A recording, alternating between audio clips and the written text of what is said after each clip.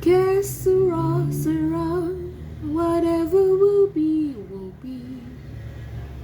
The future's not ours to see. Que sera, sera.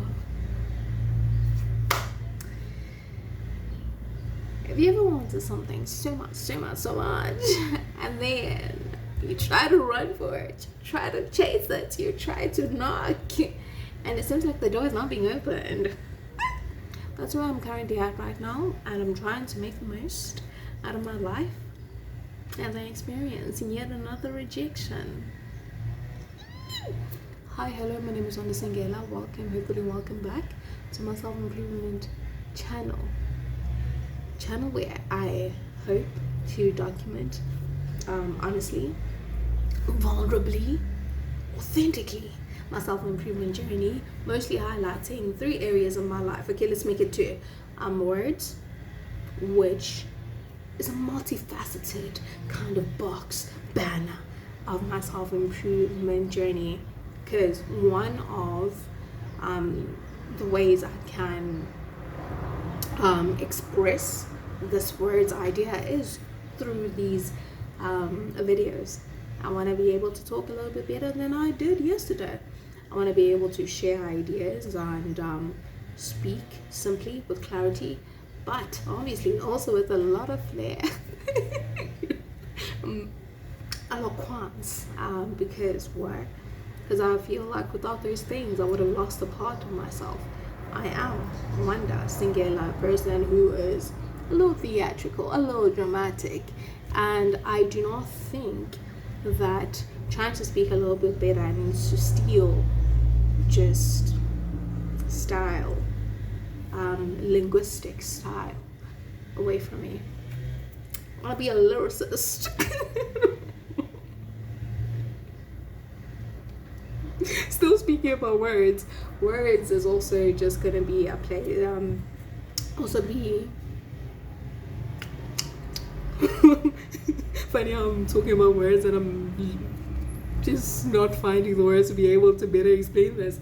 But though this is not really going to be a book talk channel, I want to speak about the books that I am currently reading, because they help me, they shape the way that I think, and they also help me get the words to be able to speak a little bit better. So I have to speak about the words that I read, because essentially those will be the words that will shape me, inform me, and comfort me and soothe me, just like that Doris Day song, Que Sera, Que Sera, is currently soothing me right now.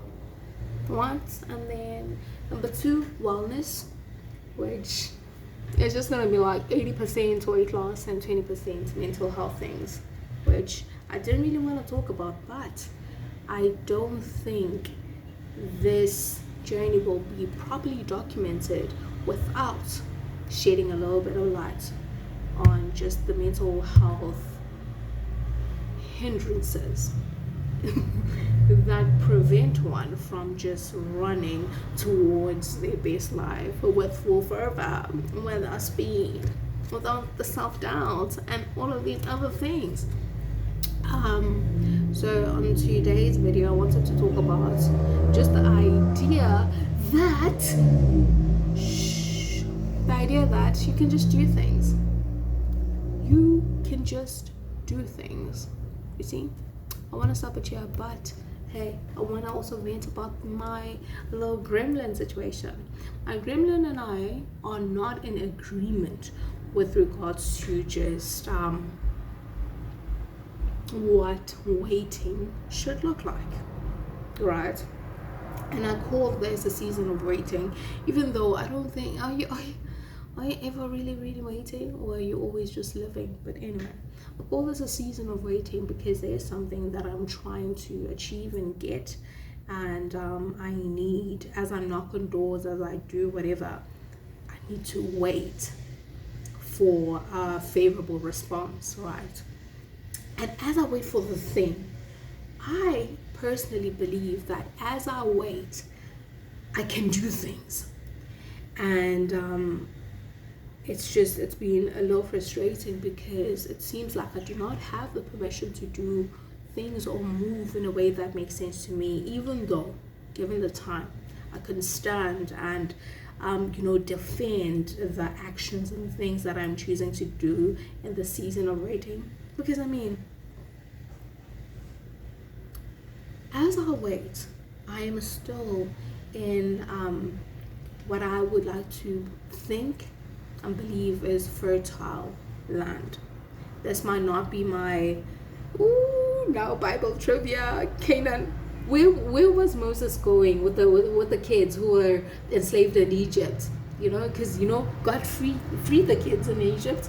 Why I'd like to apologize, but I like calling all types of people's kids because they're children of God. But anyway, so the people from Egypt, they were freed. They were, they spent a lot of time in the wilderness, but what was their destination? What was it? Was it Canaan? Canaan. I hope it was Canaan, because that's the word I'm going to be using. That's the name of the place I'm going to be using for the rest of this story that I'm trying to make, analogy that I'm trying to make. I know that my destination is Canaan, and I hope that the Lord also believes that I have shown my faith and proven my faith like Jacob. Because did you know, at the end of it all, even Moses was forbidden from entering the promised land because he had little faith. But anyway, I hope I'm going to get to my Canaan, because I want to. And I know that he said, like the God who said he would do it, will do it. Do you know how long it's gonna take? Because hey, his ways, his thoughts are higher than ours. So it is what it is in your time, Father God, in your time. But then, so my thing right now is that as I wait, I know that unlike the kids, the Egyptian, from Egypt, I do not wait in a desert. Right, I feel very fortunate because I do not wait in the desert. I believe that there are certain things here that are mine for the taking, things that I could do, certain little quests. Like I could be participating in little side quests, man, and achieving things in this moment, and whatever, getting stuff done. But when I do that with excitement, because I'm just like, I'm going to make the most out of the life that I've been given. When I start doing that, I get accused of not having faith, which confuses me, because I believe that sometimes you are put in a desert to prepare you for the places that you are going. And how then can you be prepared for the places that you are going to if you are not going to be actively doing things that will sharpen your character, inform you, make you ready for the thing, even though it doesn't necessarily look like the things that you're trying to do at this present moment? It makes no sense. Because if I choose to just wait it out and wait for that one door to be open, I feel very conflicted within me. I feel like the servant who was given a talent but decided to dig underground and just hide it there and not do anything with it. I am convinced that as I wait, I am supposed to be doing something to better prepare me for that place, right? So even if it doesn't look like it, I am convinced, Uti, by doing certain little side quests and little things, I am preparing myself for the places that I want to go. But the gremlin doesn't understand that. It doesn't understand that. They believe that you will become prepared after the door has been opened for you. The people on the other side will train you well. And I'm just like, but I don't think that's how it works. I don't think that's how it works, because it also feels like, you see the 10 virgins that did not wait with oil, by choosing to wait idly right now, because right now, prime time, man. Though I might not have a lot in this season, I have time, right? I have time afforded to me by not having a social life, really. But regardless of how I have time, I've time. And then I also have internet, data, Wi-Fi, and all of these things. I also have a body, even though sometimes I get really scared because sometimes I have fainting spells and I get really tired and I have the headaches. But more often than not, this body is able to do so much. It's able to do so much, and I know I can train it to do more than it can currently do right now. I can become fitter. I can just, train myself for whatever they might need on the other side, whether they need physical strength, they need discipline, they need a person who's able to focus. I am convinced that the little things that I want to do without having to defend them every day, without feeling guilty for spending my time on said things. But my gremlin doesn't understand. The moment I give something else time, it's as if I'm a person with no faith, and I'm just like, I don't get it. I don't get it. But anyway, I am slowly learning to ignore the gremlin, to not rely on their affirmation and their support as much as I do right now, because it hinders me. It makes me feel scared and makes me feel guilty, even when I move in a way that is essentially innocent. Because, for instance, I'm currently reading A Little Life by Hanya Yana Ihara. It's a long book. It's a thick book.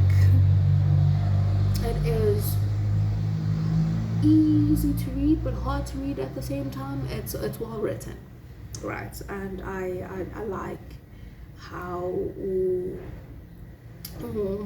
Sis Hanya is doing it, and she has written it so well that even though sometimes I feel like she's jumping time zones and whatnot, it's still easy to follow. But the content of the book is not easy. Through this book,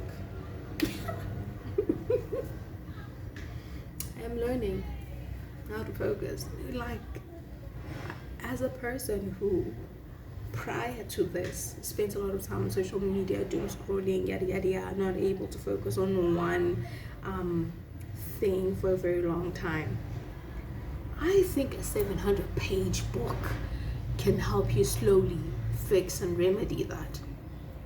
Right? If I read more long books and are still able to follow the plot and it's gonna help me.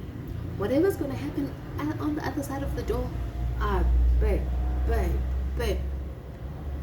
it's bound to need focus. Like all the time I need to defend myself in my moves. Because if I'm not moving and doing something and enjoying the spoils of this current present place,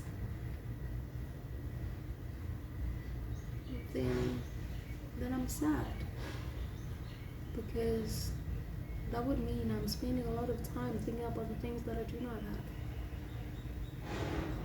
have. And I think it's sad, it's a pity that my gremlin doesn't seem to understand that by limiting me and stifling my creativity and my autonomy and freedom, they're essentially saying,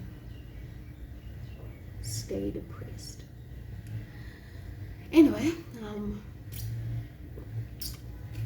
do things. Even when it doesn't make sense, it will make sense further down the line. Free yourself from trying to please people around you. Try to please yourself first. Anyway.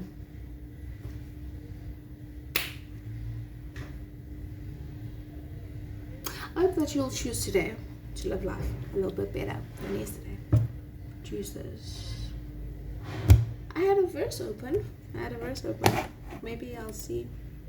It says, whatever you do, do it well. For when you go to the grave, there will be no work or planning or knowledge or wisdom. So right now, do things well. I think there's another verse in Colossians that speaks about, you need to do things as if unto the Lord. waiting. You can wait well. You can wait a little bit better than you did yesterday.